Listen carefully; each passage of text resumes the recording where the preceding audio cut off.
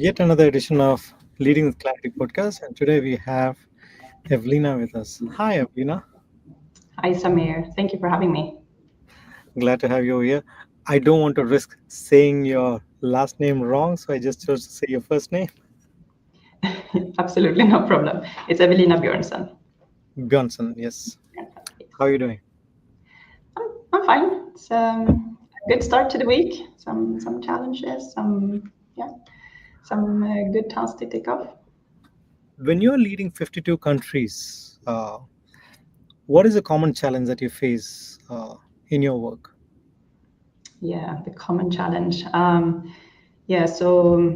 Just for the sake of anyone listening, so when we say that I'm leading 52 countries, I'm heading the HR function for a multinational company, and I think it's really, the complexity. No, none of these 52 countries are exactly the other one alike. So there are multiple challenges, but I think we can probably summarize them to, cultural differences, different. When we talk about HR tech, for example, then it's a lot of legacy systems, inherited processes, all of these countries as well. We've been in some of them we've been for a really long time, coming to 70 years. In other places, we're fairly new, so we may have acquired a company and could have set one up. So it's really about learning how things are done in that particular place, not only because of how it's done in the country, but also how it's done in that particular company. Understanding who the people are that are working on different processes and things that we want to achieve. So I think it's really the diversity of people is a great strength, but it can also be complex from time to time to make sure that we can easily communicate what the company wants to achieve. And from an HR point of view, I've been assigned to lead certain initiatives, which has mainly been on HR tech and policies lately, and to really make sure that that's translating well to the local companies. That's been, I think, one of the biggest challenges, and also a lot that we've learned along the way. So I've been with the company now for coming to 7 years actually,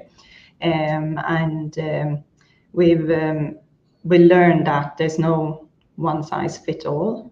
In general, we need to think about who the audience is and really get to know them.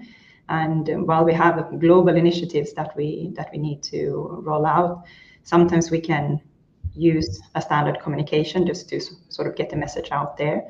But after that, there's a lot of work to be done. So we use different means of communication. We use town halls for our HR audience. We use our shared intranet that all the 52 countries would have access to.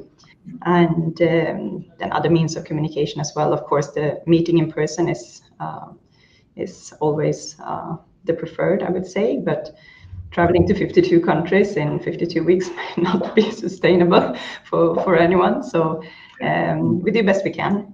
We're a very lean team. I have a team of 5 sitting with me here in Dubai, and everyone has a very segregated area which they're working on. So we have... So the team of 5 is this HR serving team across 52 countries? Yes, so it's a very lean team, yeah. So the structure that we're working with is that we have like the global team, which is me and the team of 5. From an HR point of view, we do not work with a regional structure, and then it's the local companies and their HR departments. So this is absolutely a challenge. So we have one area which will be talent acquisition or recruitment, and then we have employee engagement, and the third pillar would be on the HR tech side, which bridges into talent acquisition as well. So these will be our main areas that we cover, and then we made a tremendous effort to make sure that the team is cross-trained and that everybody can sort of overlap whenever need to. And then we have these 3 areas. Then I have a 4th pillar, which doesn't necessarily reach all the way globally, but it's more on insurances and employee insurances. And then we have a 5th person who is sort of our backup internally. So when this one person is heading one area for the whole group needs support, then this person would pitch in to support that area. When you mentioned, you in a lot of countries you still have legacy systems, and Yeah, legacy systems comes with a legacy mindset, where the old way of doing things works yeah, for us. Why change? This yeah, is working. This is doing well. How do you deal with a country where they yeah. resist change? Yeah, so again, there's actually no one solution for all of these countries. We need to really understand why there's a legacy system. In certain places, it could be that there is an ownership structure which require that a separate system is also maintained for other reasons. But what we've done is that we've selected a few areas which we need to cover from the group. So these are the ones that we say these global standard modules they need to cover worldwide because of multiple reasons, some commercial reasons, some financial compliance, and GDPR, of course, general data protection. So so we try to really draw the line. This is what you have to do, and then we offer another portfolio of things that you could do that you could align with the group. So that's the solution. These 5 people who are here, Yeah. are they responsible for recruitment in those local offices as well, No. or no? No. So the way it works, so if we take talent acquisition as an example, then we would provide the recruitment tech and make sure that we have a system which is working in the back end. We make sure that we have a standardized career page. We make sure that we have a standardized LinkedIn page, and that all of these are integrated across the different systems. And then based on that, we guide the local company on how to follow the process. So there's template versions that you can sort of follow, and then it leaves room for local customization as well. Where do you see the world of HR moving forward when more and more tech is coming in place, more and more systems are Yeah, coming in place? There's a lot of yeah, people who are getting laid off, or who are yeah, without a job. yeah. Where do you see all of this heading? Yeah, I mean, I suppose you're hinting towards AI and the introduction of this for companies. Yeah, I think I mean, there's a comment which has been going and been thrown around everywhere, and it's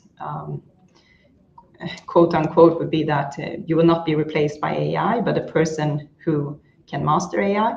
I think it may maybe to some extent be true, but I think primarily, I mean, the technical tools, whether it's a standard, like more old school tech system, or if it's AI, I think that's really the enabler. So, I mean, the world has seen tech coming into our lives on multiple occasions. There's been, I mean, if we go way back in time, when fax machines were introduced or email was introduced to the job market. I mean, there's so many different changes, and people have managed to embrace this well on all of these different levels. So I'm very positive that people will eventually get the hang of AI, and as long as you stay a little bit curious and want to learn and I mean, even if you're just asking it to help you write your emails or whatever it is, I think if you're just doing that, I think you will continue to learn and improve as time moves on.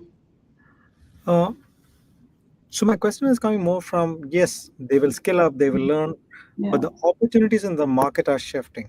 The number yeah, of opportunities are shifting. yeah, Uh, and from a market perspective, where is this shift moving towards? yeah. So I Do think they?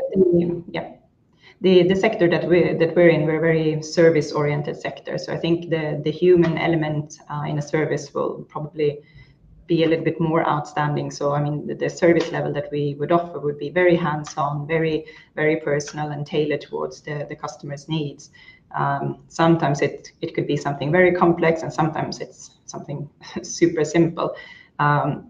The main part of these services may not be something that we can easily digitize and move to a technical tool to solve. And the same with feet on the ground. It's we would need to have a certain number of people who would actually be there and cater for our customers' needs.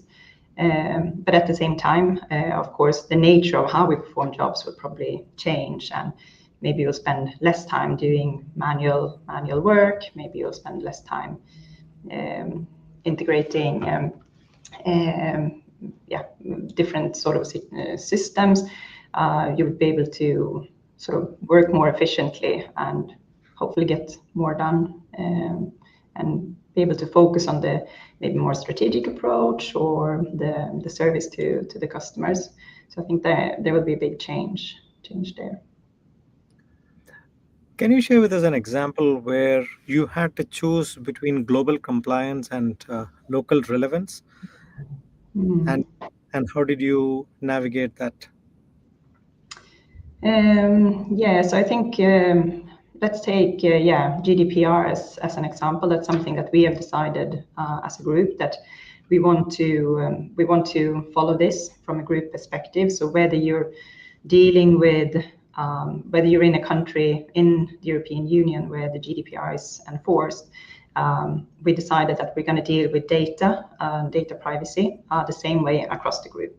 So whether it's legally applicable or not, we're still going to follow this standard.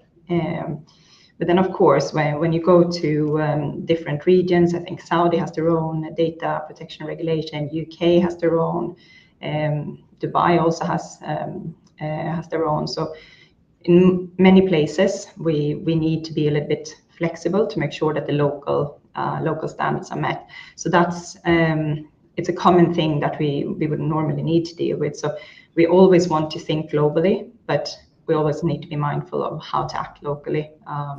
So if the GDPR is a higher standard than what's required in that local country, then the GDPR will still prevail.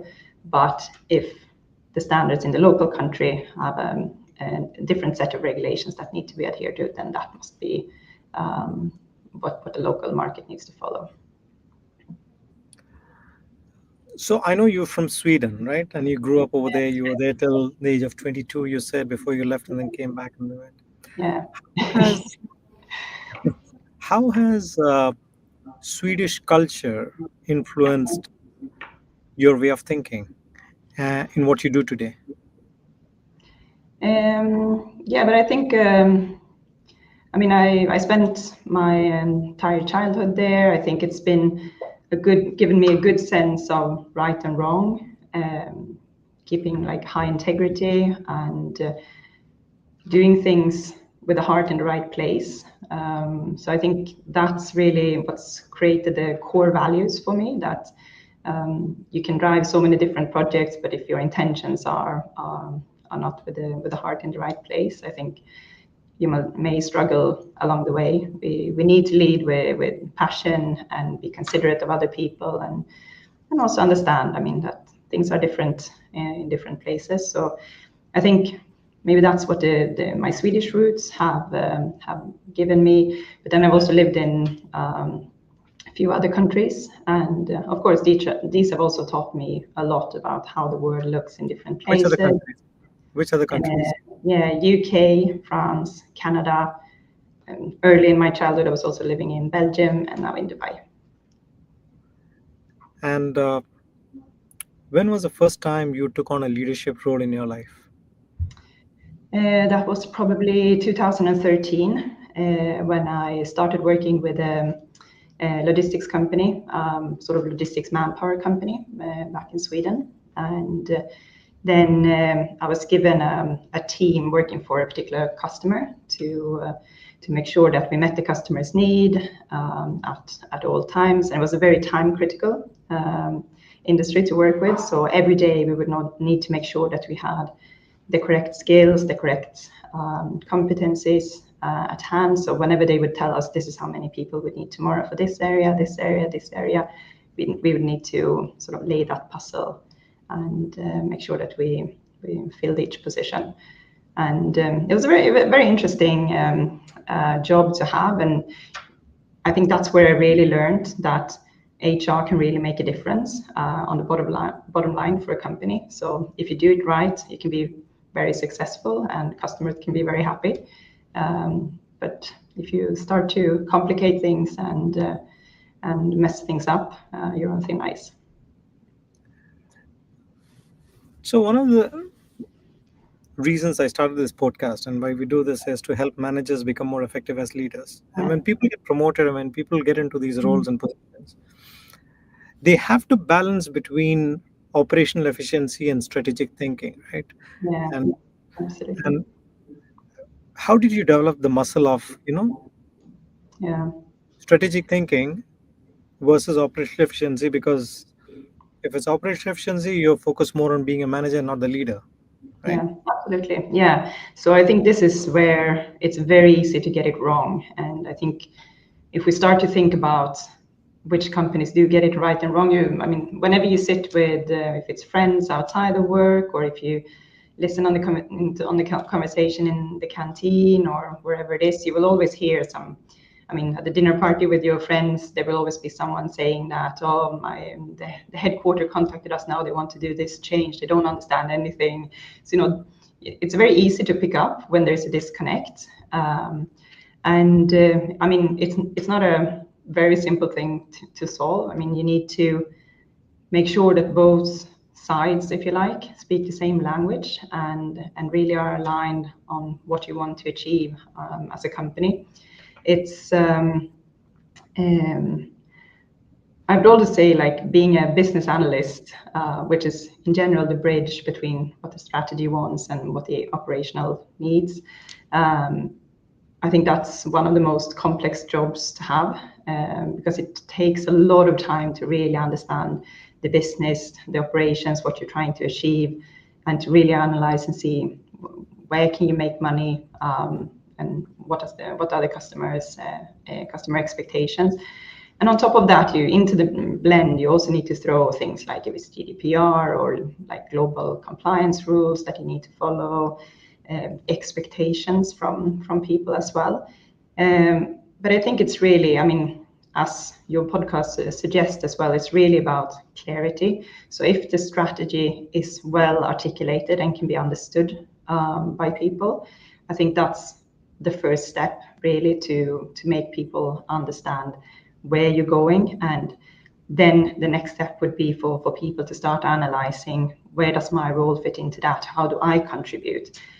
So the company where I work, we're very entrepreneurial, which I think is a great thing to be, because people are always on their toes thinking, how can we diversify here? What else can we do? And on the lookout for new challenges, and people really dare to try, which I think is really amazing. But then, yeah, again, coming back to the same sort of challenge that I face in HR. So obviously, I mean, we have a group strategy, and then HR has a strategy on what we need to achieve as a group. And it's really about how we communicate that and make sure that people are on board and understand where they come in, because this is not something that one person can do on their own. This is really a shared job. So I think communicate really well, understand both sides, what's required, and make sure that you have the right people that are bridging between the two areas, so that they're really speaking the same language. And I think communication is probably where it falls flat earliest. If the communication is off, if it's unclear, if people cannot understand it or relate to it, it's going to be a challenge. And then, of course, updating and make sure that people can see the progress, which, I mean, in our business where we have 52 countries, just showcase that these 10 countries are doing fantastically well. This is what they did, and set some examples, and really see the progress that people are making. I think that's very core to make sure that they walk hand in hand. So when you're only 5, it cannot go down to operation. It has to be strategic more. That's very obvious, I guess, right? I mean, Absolutely. otherwise you'll get burnt out, etc. But I'm curious about what you just now said about being a very entrepreneurial Yeah, organization where you yeah, have. How do you keep the entrepreneurial spirit in an MNC where yeah. everybody's encouraged? Isn't that a challenge, so that they stay within the boundaries of what the business entails and people are not going out? And how do you Yeah. contain it? So, I mean, it can be it's coming from multiple angles. So that it's really the history of the business that we're in. It's part of our corporate culture to sort of take ownership, dare to try and learn from our failures. We also have an award every year for the company who's put an idea into action and rolled out a new line of service or a new area that they're exploring. Yes, every year there will be a company winning this award, sort of setting the standard for next year. This could be really anything. I mean, sometimes we end up with some crazy business ideas that not necessarily would fit our core areas, but it's still generating income and people are really, I mean, if you go all the way to the top management, if you have an idea, if you pitch it and it's financially sound, chances are really that they will say go and you're accountable. Hmm. So it's a lot of personal ownership in that. So it's something that I think is very representative about who we are. So it's in the backbone of the culture, and the culture has been there with us for a really long time as well. So it's a lot of history behind it as well. It's very inspiring and empowering to hear that, that Yeah. organizations support this, especially in these trying times where people just want you to stick to the ground and do what you're told to do.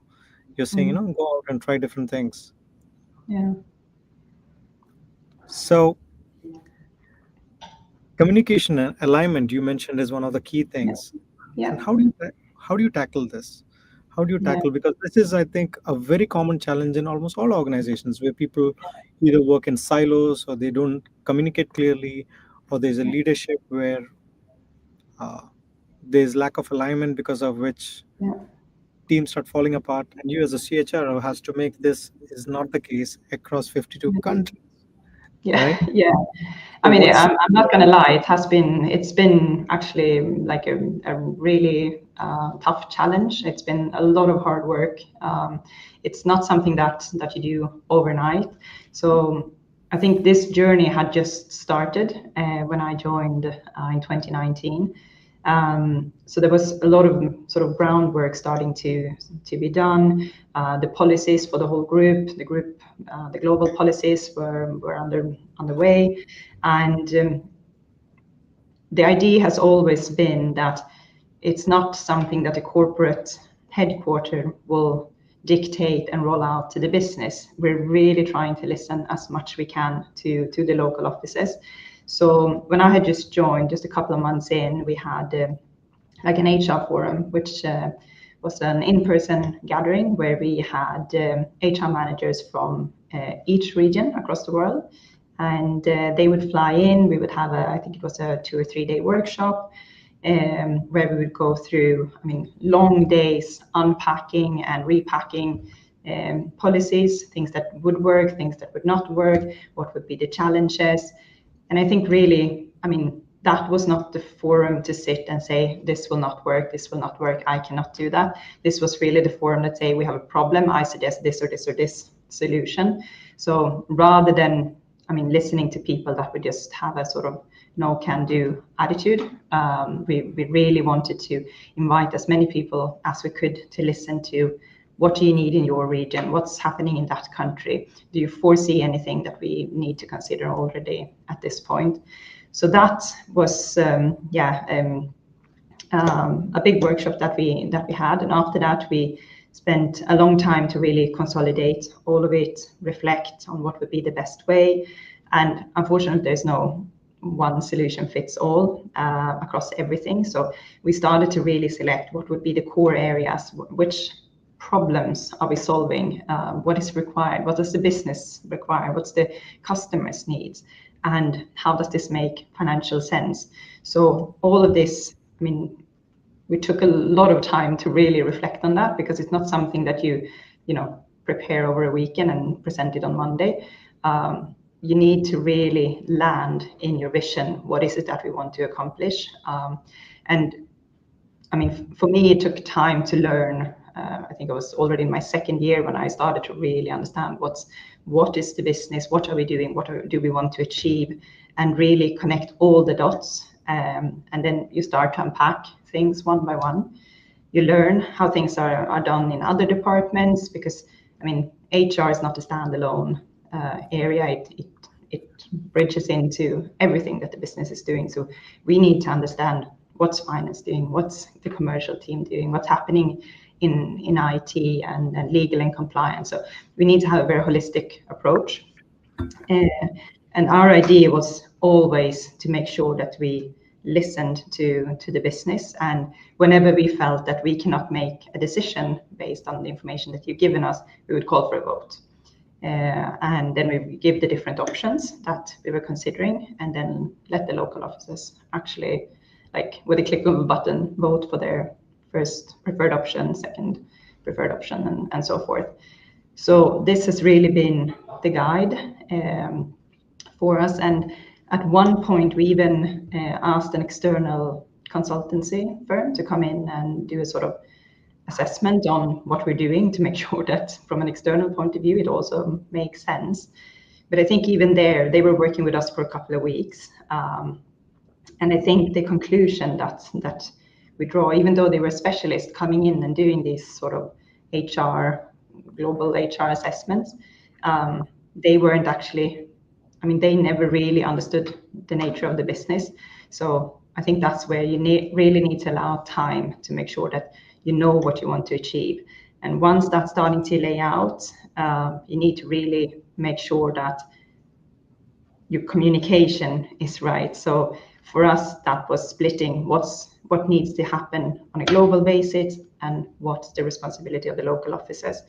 And of course, I mean, us only being 5 plus me in the global HR team, a lot of things need to be pushed back to the local offices. We cannot sit with, like you say, recruitment in 52 countries. I mean, that would be exhausting. At the same time, we absolutely think that the local team would be better qualified to navigate that process.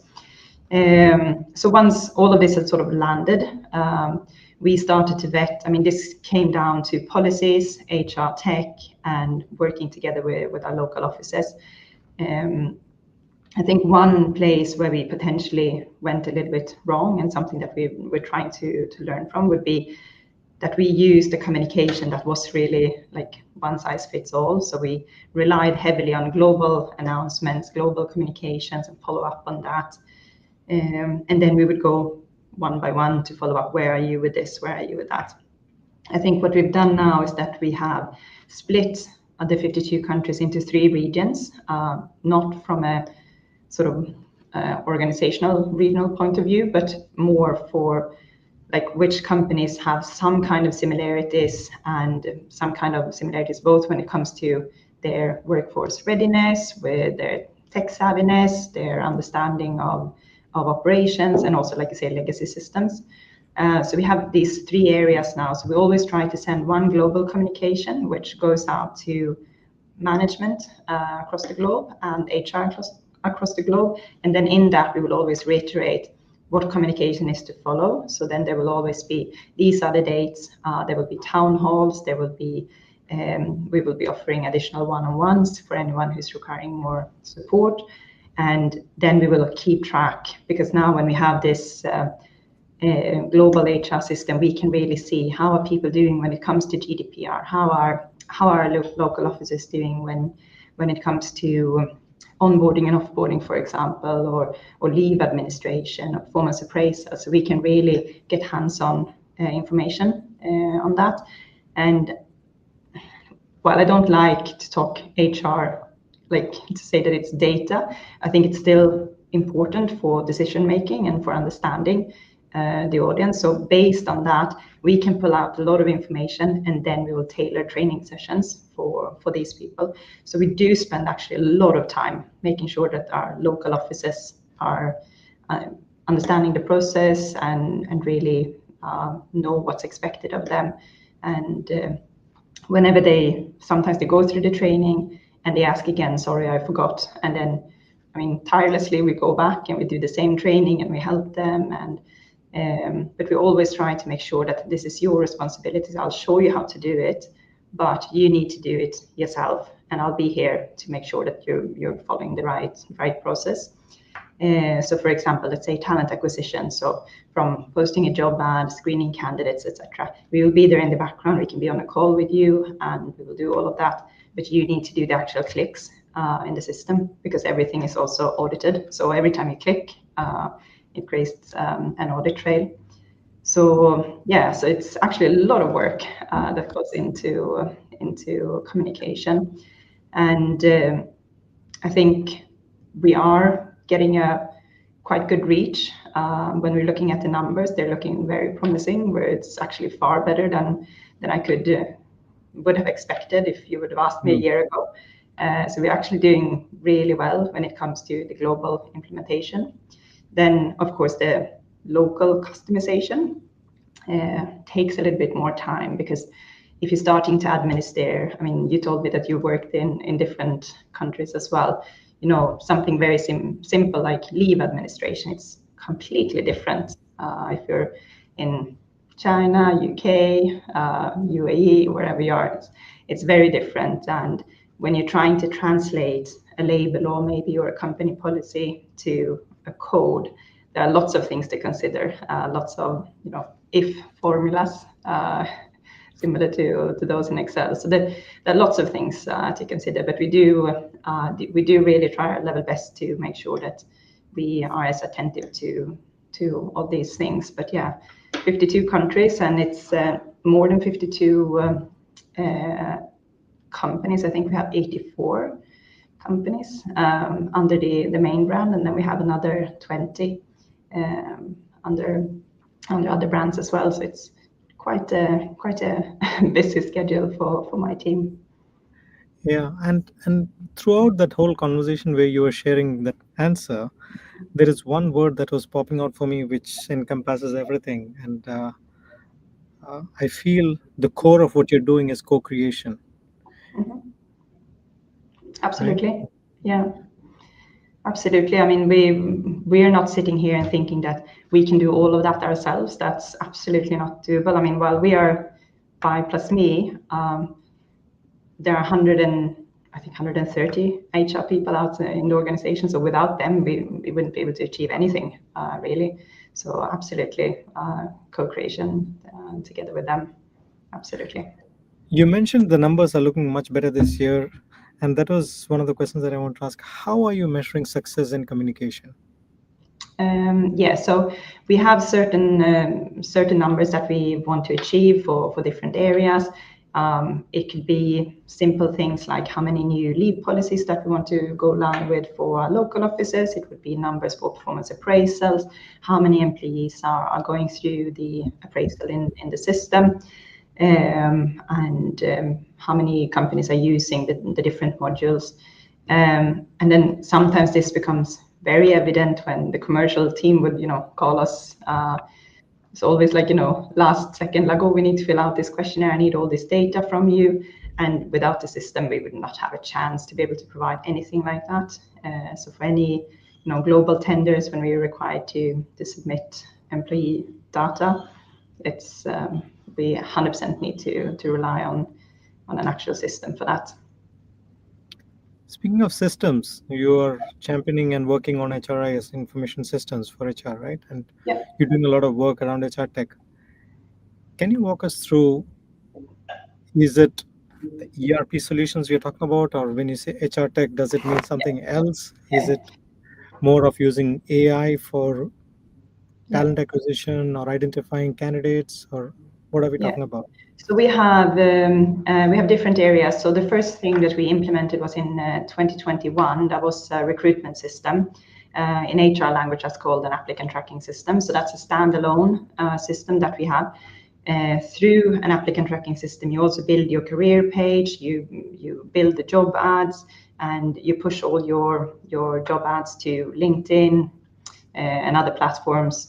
I think there are about 1,500 different job boards that you can choose from, so you can push to all of these sites through this system.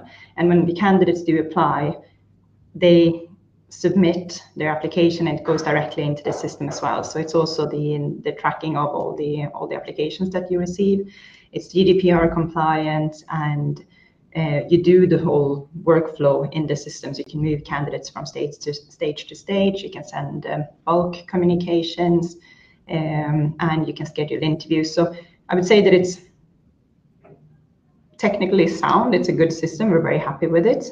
It's not using a lot of AI, though they have a lot of new features that they're exploring, whether they would start including them in the system. But for now, we're not using AI for our recruitment processes. We like to believe that the human touch of the interaction that you have with your candidates is still very important. I don't know if you know or you heard that candidates are now starting to produce CVs based on ChatGPT or Copilot. So if you're applying for a job, you can literally run your CV through that and make sure that it's tailored towards the job, to make sure that you will be a good match in the system. So I think if candidates do submit CVs which are produced by AI, and then you apply AI to screen them, I think you will have a problem, and you will probably, realize down the line that this was not really what you wanted to achieve. So But there are AI tools right now that is actually doing real interviews, right? It is yes, not just absolutely. Yeah. So there are AI tools that can do the whole interview with you and will assess your reliability and your answers, and really try to dig deep into that as well. But I think, we do employ almost 8,000 people across the world, and I think it's fair to anyone who is submitting a job application that if you're called for an interview, you get to meet with an actual person. There are some shortcuts which we could ask them to do, which are still a little bit more personal. We can ask them, like, can you please submit your video introducing yourself using this link, or things like that. So still not AI. I would be a little bit hesitant to use too much AI in this process. But of course, it is coming. It's out there already, and many companies are using it. But I think for us, going from having no recruitment system at all to having a standardized process with integrated solutions with career site, LinkedIn, and it's also integrated to our HR application, I think that's a big enough step for now, and then we'll reassess in the future when we have achieved other tasks. So that's for recruitment, and then we have a separate HR application, which is a big tool. It's not only for HR, it's also for all the company administration, and the idea here is really that this application should be the one single source of truth for anything related to employees, for the companies, the physical location, contact details, essentially also departments and chart of account. And this is something that we've been working really, really hard to achieve. So essentially what this system can do, if you integrate that with other solutions, which may be a little bit more, we use Microsoft quite extensively, so you can you can use this reference data to push that to other applications. So for example, if you link an employee to physical location and the contact details, the services that you provide there, that could populate on the website, we have a mobile directory and lots of other applications as well. So that's the idea, that once you update this information, it should update once and for all across other systems as well. So there's no duplicated entry. So that's where we're trying to reduce the manual work. And it's HR and company administration. So the legal department would administer the legal data in there. HR administers the HR, like the employee data, and then it also comes with a self-service, so the employees can log in here, they can view their profile, they can set the GDPR settings, they can apply for leave, do performance appraisals, and yeah, the list is long, but the idea is really that this is supposed to be the reference data that we're working with. And which is the part of your job, when you said, a long list, which is the part of your job that you enjoy the most? I think really, now I come to this point where I feel like I really understand where we have things that we need to solve. And it's not it's never about solving one problem. It's always about making sure that you find a solution which is viable for other areas as well. So I would, for example, not be interested in solving a problem if it doesn't help anyone in the business. It always need to, it should feel that it's adding value to what they're doing and making a lot of sense in that regard. So to really make sure that it's bridging into the business. And so to answer your question about what I'm enjoying the most, it's really to understand the scope of this project. It's transformation management. It's really what it is. It's just that the area is HR. But yeah, to really envision what we can do and where we might be in the future. So in order for me to do that, I'm not going to credit myself that I'm able to do all of this on my own. Absolutely not. I think we really need to look at the people that we have around us. So I've been very fortunate to have, when I joined, I had a fantastic manager who was a great mentor and always, challenged me to think bigger and scale up on the things that we were working on. Then I have someone in the IT team, can really articulate, and he's a really creative person. He would always think, what if we could do this? And this doesn't seem to be any limits to what his mind is able to think about. So he's also really been an inspiration to learn from. And sometimes we will just go off on all of a sudden not core HR topics anymore, and then we're like, okay, let's come back to to the problem that we have on the table right now. And but I think that's, when you have people around you that want to lift the experience and can sort of challenge the way of doing right now, I think there will be a lot of creativity coming out of that. So I think, yeah, I've been really, really lucky to have lots of good people around me. Yeah. The way you answer that question shows me how much of a leader you are, because the question was about you and then you brought in other people to answer about you. Yeah, it's absolutely not about me. I'm very passionate, and I think that we have done a lot with the company where I'm working. We have achieved so much. I think, we're actually going to have a workshop next week to debrief what happened in 2025. So everybody will be called to, the stage to present like their key achievements, and it's going to be a massive thing that we can really celebrate together. So it's not about me and what I want to do. This is really for the benefit of the company and where we could be. So I think the people that I'm fortunate enough to work with, we have that sort of can-do spirit, and can really envision what we want to do, what we want to accomplish, and we're open for new ideas, and no project is actually too big. We rather just need to unpack it and to see how we can best make sense of it. During your career graph, if you were to look back, would you be able to point out and say, this is the moment or point in my journey where I realized this is not about me, this is about the business, this is about other people, this is about more than me? Yeah, I think it's actually never really been. I've enjoyed all the jobs that I've had, and before starting my HR career, I was working in a restaurant. I've been working with sales. I've been working in other areas as well. And it's, for me, it's been never really been about me. It's just for me. What's in it for me is that I enjoy it.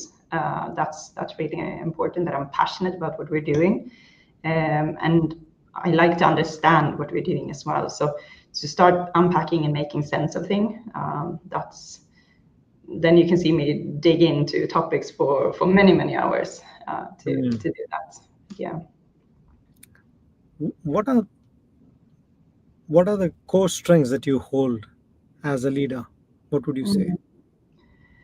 I think, I mean, I've worked a lot with recruitment in the past as well. So I think I've interviewed thousands of candidates throughout my career. And I think with time, you slowly start to realize, I mean, what are the sort of hidden key strengths that people may hold, and to really understand their strengths and weaknesses and support them with the weaknesses and make sure that you keep on building on their strengths. So, I mean, I've been working with people that are really, really brilliant in their job, but maybe they're not very tech savvy.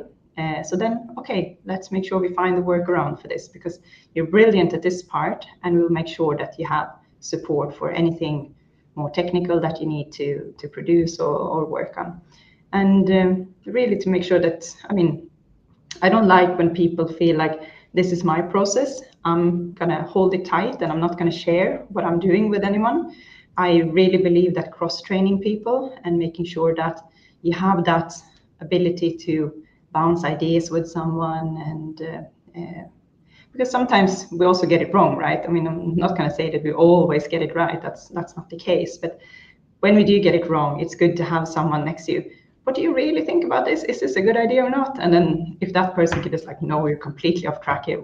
What were you thinking? That's a good thing, because then, you know, we learn from that, and we can come up with an alternative approach. And then I really think that, again, communication, but sometimes, you know, I've had senior managers coming to me and saying that I'm retiring in 3 years. I'm not going to change. I'm just here to ride it out. Okay, fine. The good thing is now I know where I have you. It's better that people are open and frank so that I can understand. If they would instead have said, yeah, we will do it, let's talk again in a month. And in a month say, oh, we were so busy, I couldn't do that. And then again, you know, they would sort of just stall the communication. So I think even when people are not saying what you want to hear, I think there's still a lot of learning that you can take from that. And there was another senior manager who was telling me, I was trying to pull something out of the system that we needed for a particular customer. So I was trying to pull that data, and the data wasn't showing 100% accuracy. So instead of, I think we were looking for number of physical locations, and instead of showing the 320, it was showing 330. So this person was then like, if the system can't give us what we want, we need to stop trying. And I was like, you know, that's almost offended me, but it also gave me so much more motivation. Like, I hear your frustration with the system, but I assure you, I will never stop trying. I will just try again. Of course, it's doable. We need to have that mindset that we can get it wrong sometimes, learn from it, and make sure that we correct it. Mindset is everything that I do the podcast for, you know, to shift people's mindset and to see if there is something that from what you say, from what I ask, or something that something can shift. And if that shifts, then everything shifts in our lives, right? Of course, yeah. How does someone who is, let's say, in HR, who is very operational, want to start thinking strategic and for the business? Where do they start? Because they don't have always a seat at the table already. So how do Yeah, they groom themselves? yeah. So I think one thing that I haven't told you is actually, so I'm working in this global role, but I actually have a dual role. So I'm also the HR manager for one of our local offices. It's not an operational office, but from an HR point of view, it's still operational HR. And this entity has 230 employees employed. So it's still, you know, a lot of things happening on a day-to-day basis here. And I have a separate team helping me and supporting me with all of this, local HR from A to Z. But I think for me, that has really been a blessing, because it keeps me very current to what's happening in the operation. what's the frustration. So whatever frustration with the system or with the policy or with any initiative that we're rolling out to the group, I get to experience it as well. So for me to just sit on the global role, I think would be a mistake, because here I get exposed to everything that I am pushing from the other part of my role. So I think that's the more you're able to. I mean, in general, I'm not in favor of having dual roles because I think it's never going to be equal distribution between the areas. But I think this is actually working out really well, because I'm both, and I get to see all the challenges that we're facing, and I can, in that role, also suggest new ideas to the global role. So I think that's something that has worked really well for me. When I joined this company, I was joining directly from outside to the corporate headquarters, which I think has worked okay, but might not be the best solution because I never saw the operations, like what is the nature of the business, what did we do? So I had to really, put myself out there to really learn what is it that we're doing. I need to, knock on the door in the warehouse. Can I come and see how it looks? And I need to say, like, I'm coming next week. I want to see this and this. So the end of last year and the beginning of this year, I was, running around in Asia and Europe and in Middle East and our different offices just to make sure that, I understand and I see what are the challenges that you're facing, and maybe it's not related to a policy, or maybe it's not related to an HR system or anything. Maybe it's completely separate, but still something where HR can help, because it might be still people related, but not necessarily the core HR areas related. So what we do lots of surveys as well to understand what our people think about working with us. We do this on a group level, but you can cascade the results down from group to region to local offices. And here we also get to understand a lot what do people actually think, and we try to analyze as much as we can into what is it that they are actually saying. And we do go into detail in reading each and every comment that people leave in that survey. Then, of course, you cannot listen to everybody and make everybody happy, but we really try our best. So from my perspective, from a group point of view, we're always doing an action plan based on the group. Then the regions have the opportunity to do that for their regions if they find that suitable. And then the local offices are required to produce an action plan. So for my local office, I also need to really do that every year to make sure that we continue to improve and learn and understand what people think. So you've had a background in restaurant sales, now HR. If you were to walk away from HR, what would you do No, I would next? never. No, I'm never. When I walk away from HR, I'm retiring. This is what I want to do. The moment I realized, I remember I was taking a course in HR, and it was the first encounter I had with HR as a subject, and I was like, this is it. I mean, the teacher was not good at all or anything, but it was just, this is my topic. I found my path. This is what I want to do for the rest of my life. I'm never going anywhere else. What was it about HR that drew you to it? I think maybe the fairness, and that you have the ability to impact and make sure that people are treated with respect, with fairness, and also that you have the opportunity to make sure that you really listen to your people. So I think that. Do you think good CHROs would make great CEOs? I think so, but it depends. I think if you have a little bit of a finance background, I think that's good and very helpful. I think that's, my past experience has been a lot on budgeting and bottom line results from the previous company. Here it's not as much. I'm still working a little bit, touching on certain compensation and benefit and things like that, but it's not finance. Stops with payroll really.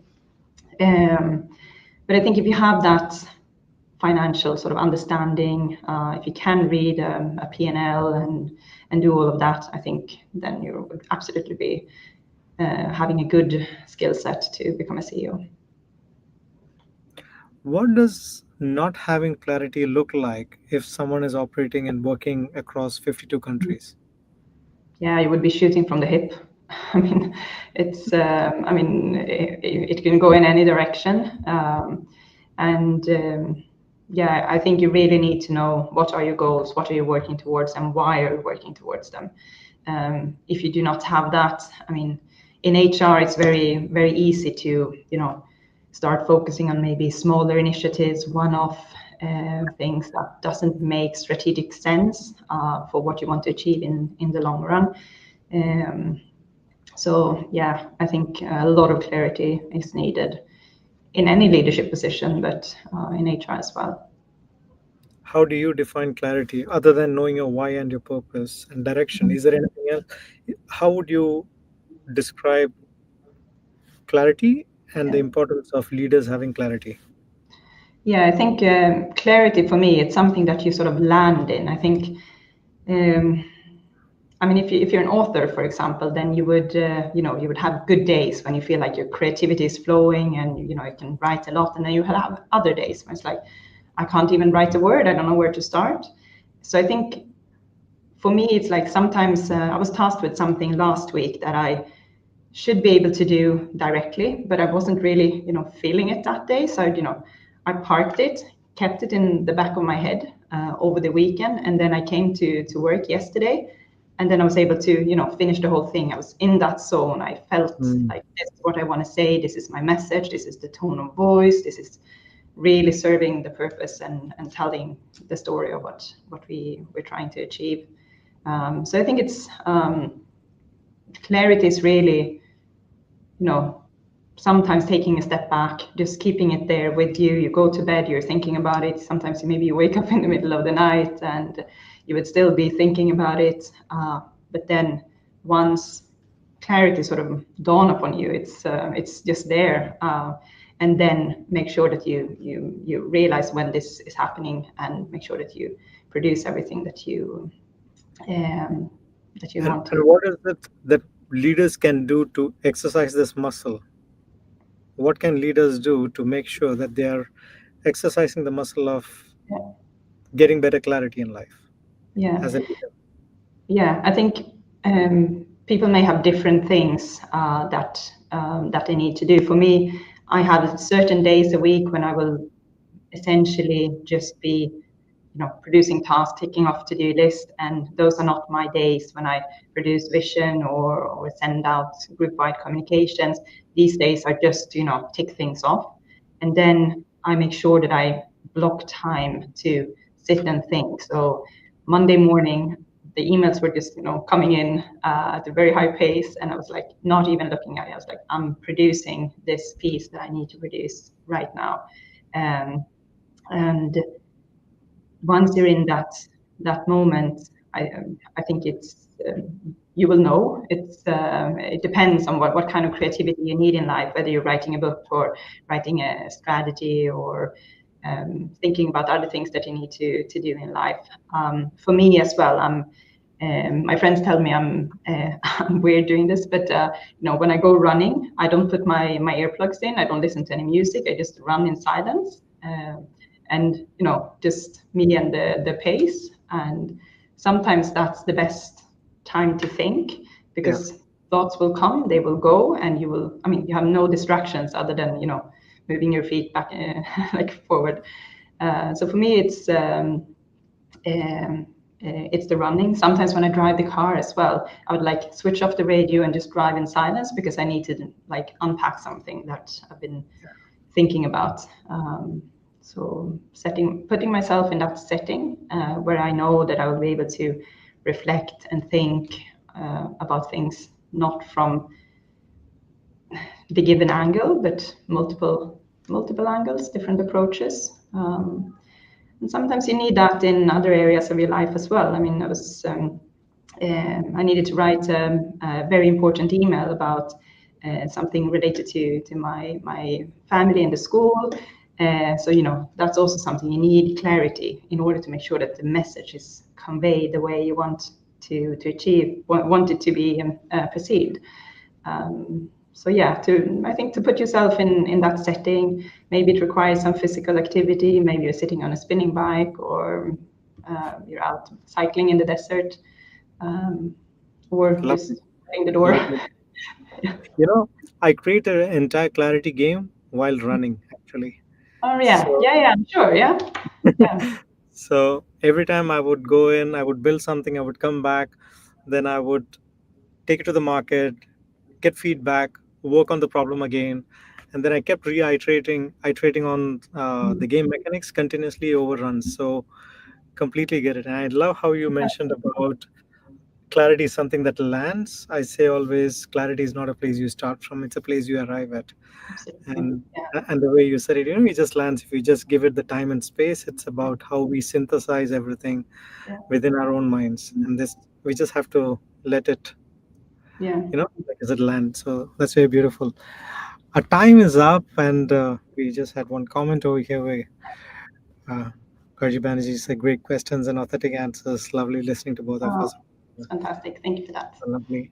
Mhm. Thank you so much, Evelina. One last message, if you had to give to all our listeners who are, for example, perhaps just managers or HR managers, what would be a closing remark to them? Oh yeah, there's something I heard someone else. These are not my words. I'm quoting someone else. I don't even know who, but someone said that if you can't explain something in simple terms, you do not understand it well enough. So I think that's very, very true. You need to really, I mean, if you cannot explain it so that people understand it directly, then you don't understand it well enough. So then you need to dig deeper and ask more questions and listen more. Beautiful. Thank you so much, Evelina. It's been a pleasure hosting you over here at Leading with Clarity. I wish you the Thank you best so in your much. journey. Thank you. Thank you so much, Amir. Thank you for having me. Thanks everyone for listening. Bye. Bye.